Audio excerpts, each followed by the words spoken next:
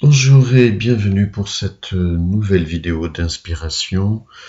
Aujourd'hui, je vais vous transmettre la suite de la vidéo intitulée Transition vers le nouvel âge, les grands cycles de l'humanité. Aujourd'hui, donc, c'est la suite de cette vidéo que je vous ai donnée 15 jours en arrière. Si vous ne l'avez pas vue, je vous remets le lien ici maintenant pour voir cette vidéo numéro 1. Aujourd'hui donc c'est la suite, transition vers le nouvel âge numéro 2, avec la vision, l'étude et la vision des planètes que sont Uranus, Neptune et Pluton. Planètes que nous allons découvrir aujourd'hui, qui sont les planètes de la transformation, de la transmutation, de l'éveil spirituel. On les appelle les messagers de la galaxie, on les appelle aussi transpersonnels. Je vais vous expliquer tout cela maintenant. Alors je rappelle que les planètes sont représentantes d'énergies spécifiques. En astrologie humaniste, psychologique, en astrologie en général, on utilise donc une dizaine de planètes significatives de fonctions psychologiques et de fonctions au niveau de la conscience très particulière en fonction justement d'une approche symbolique. Elle ne nous influence pas, mais elle nous montre les énergies qui agissent au travers nous, aussi bien au niveau individuel qu'au niveau collectif. Bien sûr, aujourd'hui, on va voir l'impact de ces planètes Uranus, Neptune, Pluton au niveau personnel et surtout, bien sûr, aussi au niveau collectif pour éclairer ce qui se passe actuellement au niveau de l'humanité et ce qui peut se passer dans les mois et les années qui viennent. Alors pour bien comprendre ces trois planètes, nous devons comprendre leur symbolique. Dans le système solaire, ces trois planètes sont les planètes les plus éloignées du système solaire, c'est-à-dire qu'elles viennent après Saturne. Saturne est encore une planète que l'on peut observer à l'œil nu, comme un point lumineux dans le ciel, alors qu'Uranus, Neptune, Pluton, on ne peut pas les observer à l'œil nu, il nous faut des appareils, tellement elles sont éloignées de nous. Donc, ce sont des planètes qui sont au-delà de la limite de Saturne. Saturne représente vraiment une limite. Du Soleil à Saturne, en passant par Mercure, Vénus, Mars, Jupiter, eh bien nous avons ce qu'on appelle la construction et la structuration d'un système bien précis, bien établi, bien structuré avec Saturne, et qu'on appelle aussi un système égotique, individuel, particulier, parce que le Soleil étant le centre va représenter quelque chose de personnel, quelque chose de central, et qui se développe jusqu'à une limite qui est Saturne, et donc c'est un système qui se développe dans une certaine limite. Au-delà de Saturne, on a Uranus, Neptune, Pluton, qui sont très éloignés et qui sont véritablement des messagers de la galaxie, puisqu'elles font le lien entre justement un système établi, le système solaire plus centré symboliquement sur soi, à un système donc transpersonnel, non personnel, qui va au-delà de Saturne et qui est galactique, donc qui est universel. Donc c'est le passage, si vous voulez, de quelque chose de personnel à quelque chose d'universel. Et Uranus, Neptune, Pluton font le lien entre le personnel et l'universel. Donc c'est pour cela qu'on les appelle les messagers de la galaxie. Et donc ce sont des planètes transpersonnelles, c'est-à-dire qu'elles vont au-delà de la frontière de Saturne, et donc elles vont nous apporter un message transpersonnel pour transformer en fait nos limites personnelles, notre aspect égotique, nos structures pour évoluer. Elles sont les planètes de la transformation, de l'évolution. La vie est en permanence changement, transformation, évolution. La vie n'est jamais statique. Si la vie est statique, c'est la mort. Donc, à un moment donné, ces planètes vont être les agents de la transformation. En tout cas, elles représentent ça. Elles représentent ces agents qui vont intervenir d'une façon ou d'une autre dans notre vie personnelle et collective pour nous amener à une autre réalité. Et si on ne va pas dans le sens de ces énergies-là, nous sommes morts. Nous sommes appelés à disparaître. Donc c'est vraiment aussi bien au niveau personnel que collectif. Donc c'est vraiment important à comprendre la fonction de ces planètes.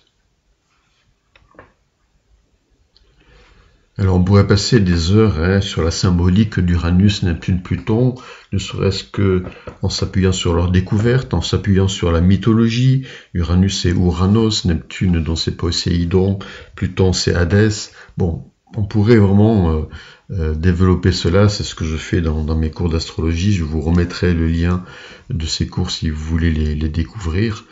On va pas bien sûr passer tout ce temps-là, je vais juste mettre l'accent sur leur découverte et sur leur cycle. Elles ont été découvertes récemment, ces planètes. Elles n'étaient pas donc en fait dans la conscience, elles n'étaient pas opératives. Tant qu'on ne les avait pas découvertes, elles n'étaient pas opératives. On a découvert Uranus en 1781, juste quelques années avant la Révolution française. Bien sûr, cela est significatif. Je vous laisse deviner pourquoi. On a découvert donc Uranus au XVIIIe siècle, Neptune au XIXe siècle et Pluton au XXe siècle. Pourquoi on les a découverts si tardement? Parce que tout simplement, symboliquement, cela signifie qu'elles n'étaient pas présentes et actives dans la conscience collective et individuelle. À partir du moment où on les découvre, c'est qu'elles deviennent conscientes à notre esprit, c'est qu'elles deviennent opératives en fait, c'est qu'elles commencent à agir. Et effectivement, on les découvre à la fin du cycle de l'âge de fer, de l'âge des poissons. Je vous renvoie à la vidéo précédente là-dessus, sur la transition vers un nouvel âge, la numéro 1 donc, où j'explique cela. Donc on les découvre à la fin du cycle. Pourquoi? Parce que justement, elles vont nous permettre de faire la transition entre l'ère des poissons et l'ère du Verseau, entre l'âge de fer et un nouvel âge d'or. C'est pas par hasard. Et on les découvre parce qu'en fait, ces forces de transformation que représente Uranus, Neptune, Pluton sont en pleine action depuis le XVIIIe siècle. Uranus, bien sûr, a été le début de certaines révolutions sociales et collectives, mais aussi pas que, de révolutions industrielles, de révolutions à tous les niveaux, au niveau économique, au niveau matériel, au niveau scientifique, etc. Donc, puisqu'Uranus représente vraiment le changement, le renouveau, l'innovation, les transformations, etc. Et les révolutions à tous les niveaux, et aussi les révolutions de conscience. Et on va revenir sur Uranus dans quelques instants par rapport à nos temps actuels. Neptune, découverte au XIXe siècle, est en rapport aussi avec l'émergence de nouvelles idéologies. Neptune est en rapport avec les idéologies, les religions, les croyances, etc. On en reparlera. Donc voilà, il y a eu une nouvelle émergence, mais en fait Neptune arrive là, et plus que jamais aujourd'hui, pour... on verra que Neptune, ça peut être aussi l'hypnose, l'illusion, la manipulation, etc. Et qu'avec Neptune, en fait, tout ce qui est d'ordre des croyances tangibles ou matérielles, en fait, est complètement défait, complètement dissous, parce que Neptune est là pour nous apprendre, en fait, Neptune dissout tous nos repères pour nous apprendre, en fait, l'essentiel qu'on doit trouver à l'intérieur de nous, c'est-à-dire la foi en quelque chose de plus grand que nous, la foi en nous et en plus grand que nous, et nous relier à quelque chose de vraiment de transcendant et à un amour profond, je dirais un amour inconditionnel, et de profonde empathie envers nos frères et sœurs. Donc, pour nous amener, donc Neptune va dissoudre beaucoup de repères pour nous amener à cette transcendance, à cet amour inconditionnel, à cette foi et à cette capacité en fait d'être de nouveau relié spirituellement et d'avancer en toute confiance dans l'existence, dans la confiance Donc Neptune va faire ce travail de déconditionnement, je vais y revenir. Et puis Pluton, découverte en 1930, juste entre les deux guerres mondiales, Pluton, plutonium, Uranus, uranium, hein, ce sont aussi, ces planètes-là sont liées aux découvertes de la radioactivité et bien sûr des forces nucléaires. Donc Pluton avec bien sûr la découverte et l'invention des armes nucléaires. Donc c'est pas par hasard, hein, mais parce que Pluton, dans la symbolique de la mythologie, c'est le dieu des enfers, c'est le dieu souterrain, mais en fait ce dieu-là, c'est pas le dieu comment dire, des enfers au sens négatif du terme. C'est justement, ça représente les forces souterraines profondes de transmutation pour nous purifier totalement de toutes nos ombres, Pluton est en rapport avec le feu, donc brûler toutes les scories. Donc bien sûr ces planètes et en particulier Pluton ont une résonance très karmique. Il faut un nettoyage par rapport à toutes nos limitations, toutes nos croyances, toutes nos fermetures, tous nos blocages, toutes nos intolérances et toutes nos ombres. Hein. Et Pluton, non découverte au XXe siècle, ben voilà, on voit ce que ça a donné. Hein. C'est une planète de purification avec les deux guerres mondiales. Et Pluton, bien sûr, est toujours à l'œuvre. Et on va en reparler dans quelques instants. Et voilà, donc Pluton nous montre qu'en fait il y a un chemin de nettoyage personnel, individuel, collectif à faire, et nous y sommes en plein. Hein, nous sommes en pleine purification, j'en ai parlé dans mes précédentes vidéos. Je vous renvoie aussi à la planète qui s'appelle Exorcisme planétaire, à la vidéo qui s'appelle Exorcisme planétaire, où j'explique cela. Nous sommes vraiment en plein nettoyage, et Pluton représente cela.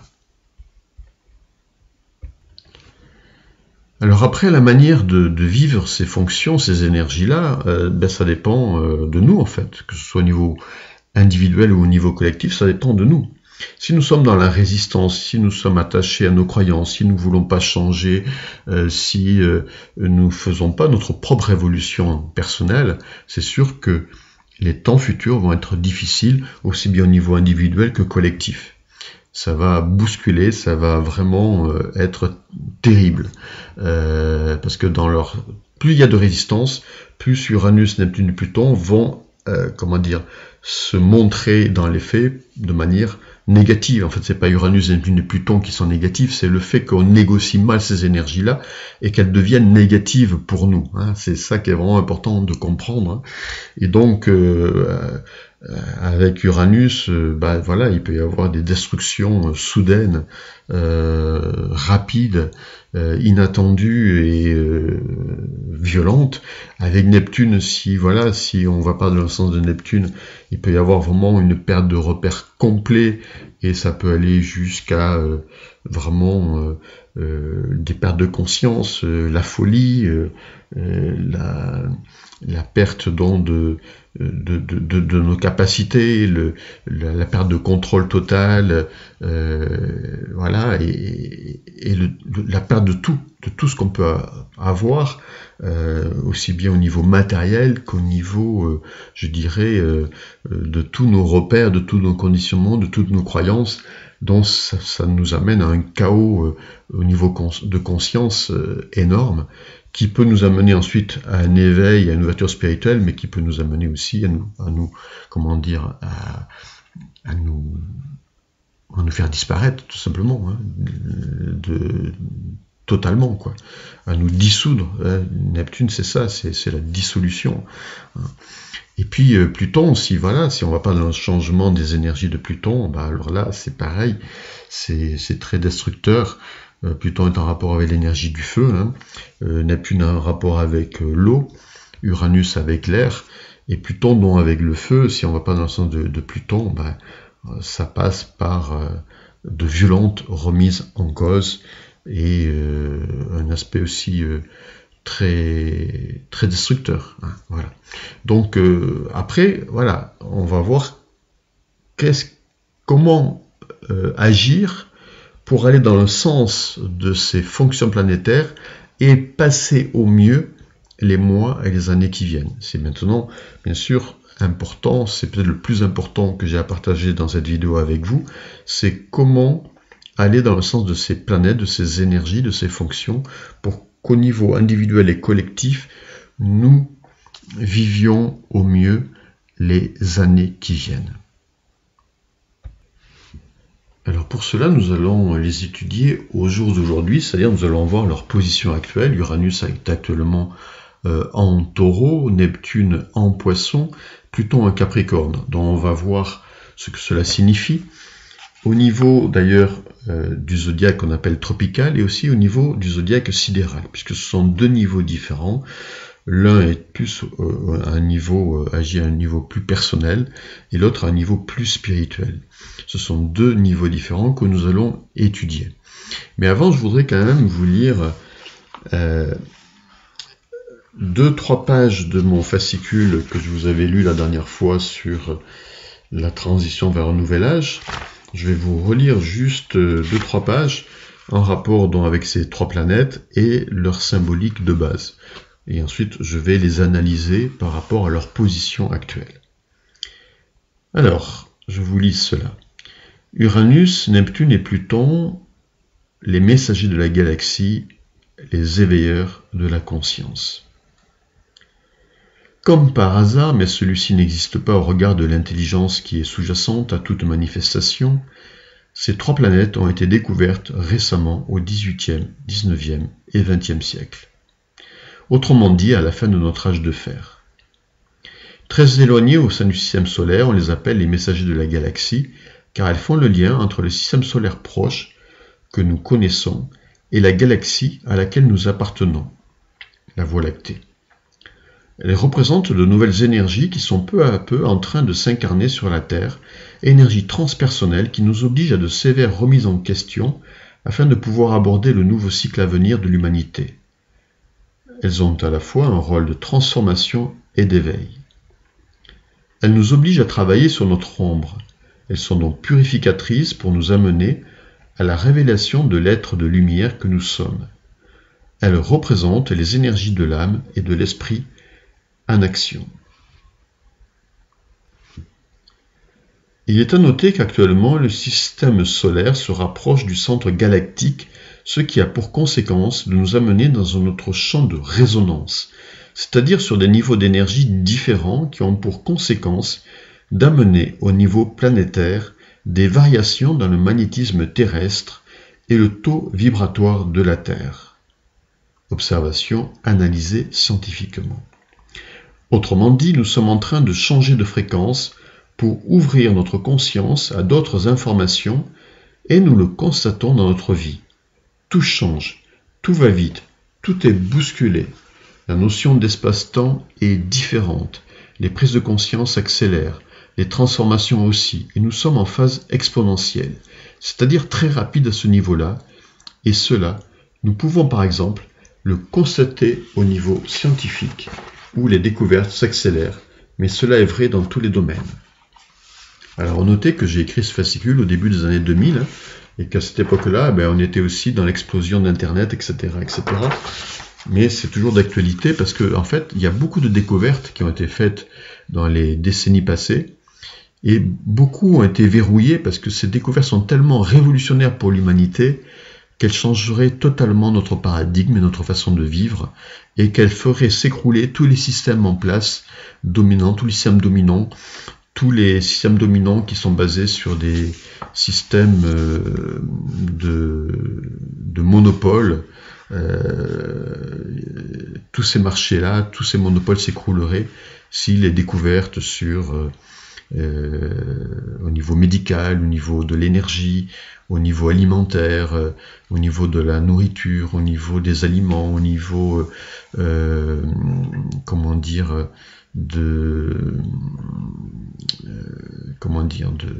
des énergies telluriques, etc. Si toutes ces découvertes, ou l'antigravitationnel, etc., l'antigravitation, pardon, si toutes ces découvertes étaient là, on n'aurait plus besoin de pétrole, on n'aurait plus besoin il n'y aurait plus de pénurie, il y aurait plus de malades ou très peu, donc bref, tous les systèmes actuels s'écrouleraient. C'est pour ça qu'elles sont verrouillées, mais bientôt elles seront déverrouillées. Je vous renvoie aussi à ma vidéo sur le Nézara, je vous en ai déjà parlé, qui s'appelle le Nouveau Monde.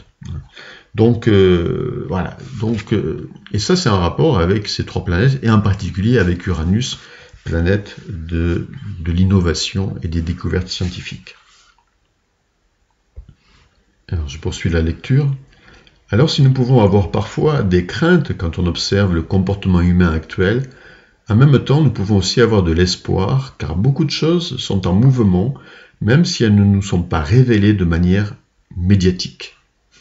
Actuellement, d'après Greg Braden, géologue de formation, le magnétisme terrestre diminue et c'est le début d'un processus qui peut conduire à l'inversion des pôles magnétiques, comme cela s'est produit au moment du déluge Atlante. C'est un fait géologique. Le déluge Atlante correspond par rapport au cycle des précessions au point diamétralement opposé de notre époque actuelle. En termes d'astrologie, on dit que c'est une opposition, et cela signifie une prise de conscience, souvent par le conflit et la dualité. Autrement dit, si vous voulez, un éveil. En tout cas, nous sommes énergétiquement dans l'axe de ce déluge Atlante, il y a environ 13 000 ans. Alors ça ne veut pas dire qu'on va vivre un nouveau déluge, j'en ai déjà parlé dans ma dernière vidéo sur ce sujet-là. Ça dépend justement des prises de conscience collectives. En tout cas, nous sommes dans la phase, je dirais, de prise de conscience.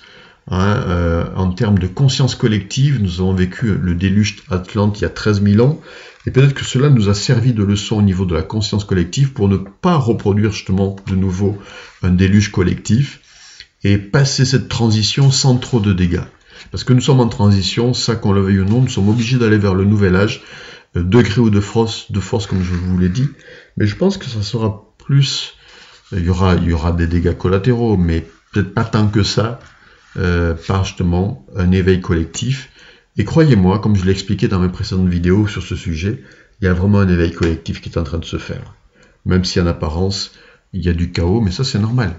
Tout ça est fait aussi pour justement faire tomber toutes nos vieilles croyances, tous nos vieux systèmes, tout, comment dire,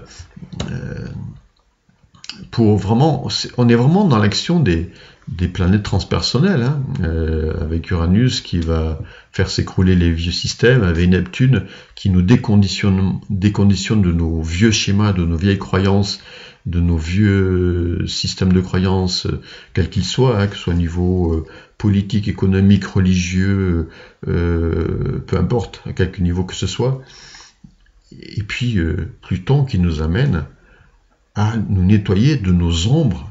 Donc c'est pour ça qu'il y a tant de révélations, qu'il y en aura de plus en plus sur tout ce qui nous a été caché jusqu'à présent. Pluton va révéler tout ce qui a été caché, et c'est pas joli, mais tout cela doit être révélé maintenant. Alors je poursuis la lecture. Si je vous dis tout ça, c'est pour aussi bien comprendre qu'Uranus, Neptune et Pluton, planètes en avant dans le cosmos, nous apportent de nouvelles vibrations en provenance du centre de la galaxie qui peut symboliquement représenter le relais central de la source cosmique, c'est-à-dire de l'intelligence ou de la conscience qui sous-tend le monde matériel. On l'appelle comme on veut, mais comme je vous l'ai déjà dit, certaines recherches scientifiques montrent qu'une intelligence ordonne parfaitement la matière selon un processus évolutif et un dessein particulier. Nous serions donc en train de nous relier à cette conscience, ou tout simplement de nous relier à l'intelligence ou à la divinité qui réside en nous. Nous sommes en train de nous réveiller et de reprendre conscience de l'identité hautement spirituelle que nous sommes. Tous les enseignements spirituels nous disent que nous possédons à l'intérieur de nous de grands pouvoirs. Nous sommes sûrement en train de les activer, ce qui est fabuleux. Uranus, Neptune et Pluton, en tant que messagers de la galaxie, sont les planètes de la conscience. On pourrait dire aussi de l'âme, de notre âme au niveau individuel. Elles peuvent donc, au positif, révéler les plus grandes et les plus belles potentialités humaines. Alors oui, c'est le projet, c'est le dessein. Pour les décennies qui viennent, nouvelle humanité, nouvelle génération, nouvelle capacité, sachant qu'on n'utilise que très peu de nos capacités, de nos potentialités, et que les nouvelles potentialités, avec aussi de nouvelles générations qui arrivent, vont se développer à tous les niveaux. Intuition, créativité, inspiration, télépathie, etc., etc. Voilà. Et voilà, une nouvelle humanité en fait. Une nouvelle humanité d'un point de vue spirituel. Et je continue. Uranus, Neptune et Pluton sont aussi appelés les éveilleurs de conscience. Depuis leur découverte, en l'espace de 3 siècles, l'humanité a connu des révolutions sans précédent sur tous les plans.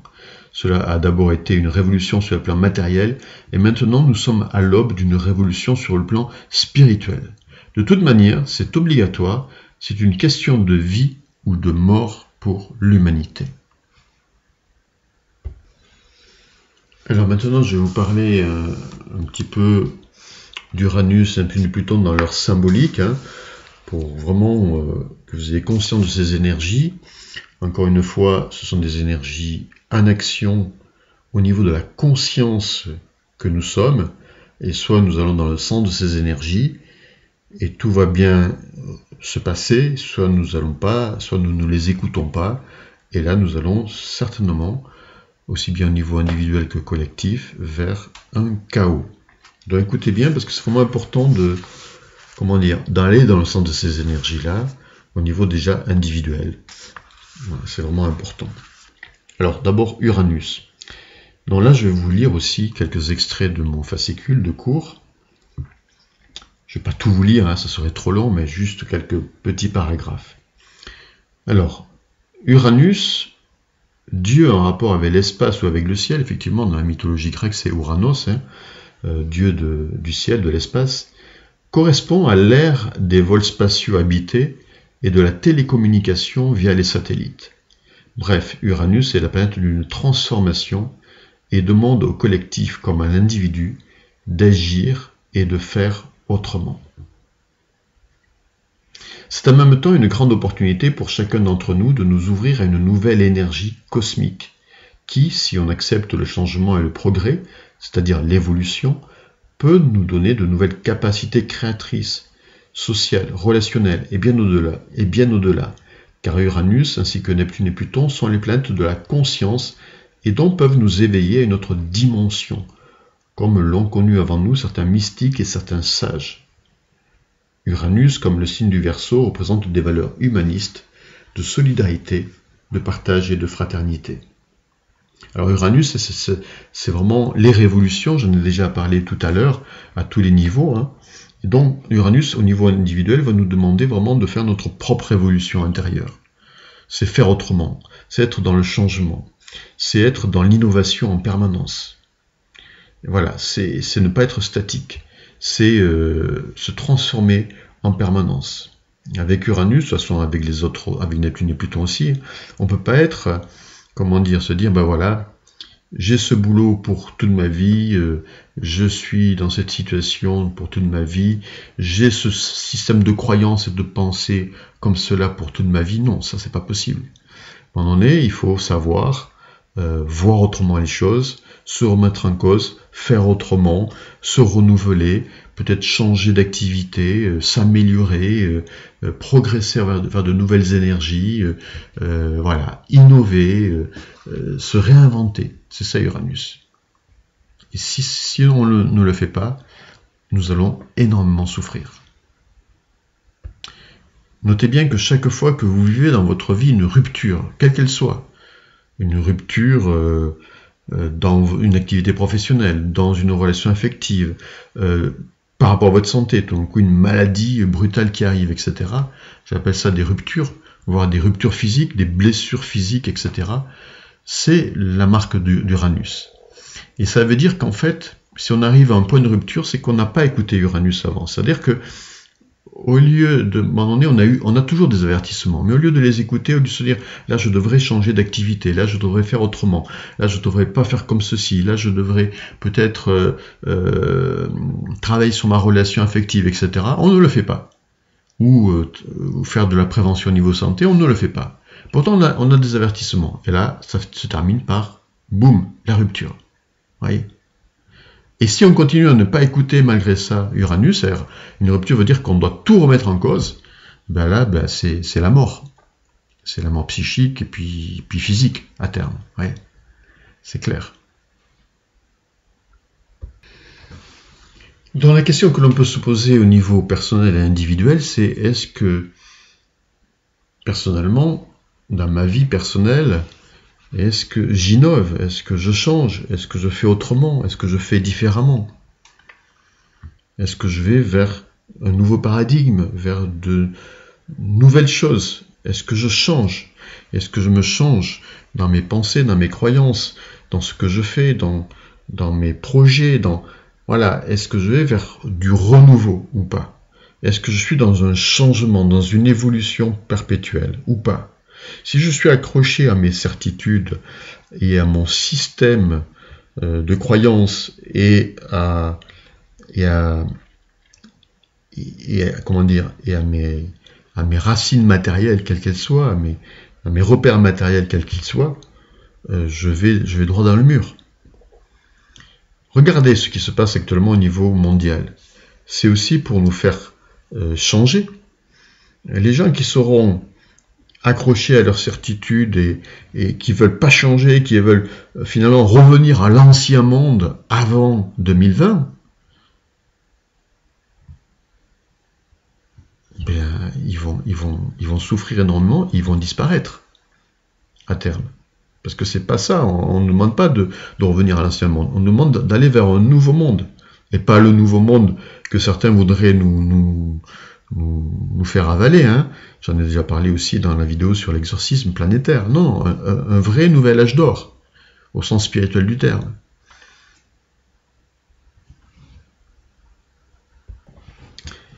Alors voilà pour Uranus, et je vais m'arrêter là pour aujourd'hui, parce que je ne veux pas faire trop long ces vidéos, je suis déjà à plus de 30 minutes, et je ne veux pas faire trop long, donc il nous restera à voir dans la troisième épisode, Neptune et Pluton en détail comme je l'ai fait aujourd'hui avec Uranus, et puis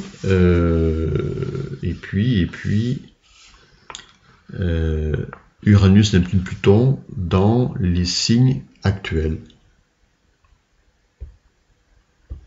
Alors juste encore un petit mot quand même sur Uranus, parce que je ne sais pas si je vous l'ai lu, emporté par mon élan, mon inspiration, mais si je vous l'ai lu, désolé, je vous le relis. Uranus, comme le signe du Verseau, représente des valeurs humanistes, de solidarité, de partage et de fraternité.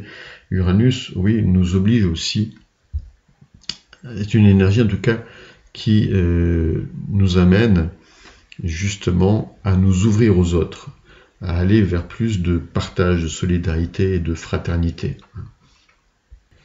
Voilà, cette fois-ci, j'ai terminé. Je vous dis donc rendez-vous pour la vidéo numéro 3, qui sera la suite de celle-ci. À tout bientôt et belle fin de journée. Bien sûr, si vous aimez cette vidéo, cliquez sur j'aime, merci beaucoup, partagez-la. Et puis n'hésitez pas à me laisser des commentaires et à me donner votre feedback, votre ressenti sur cette vidéo et sur comment vous vivez cette histoire-là. Qu'est-ce que ça vous inspire pour vous et votre vie. À bientôt. Belle fin de journée.